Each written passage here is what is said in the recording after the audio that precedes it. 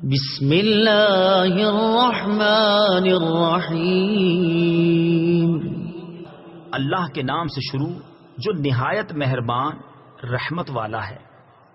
مالک یوم الدین، ترجمہ: جزا کے دن کا مالک۔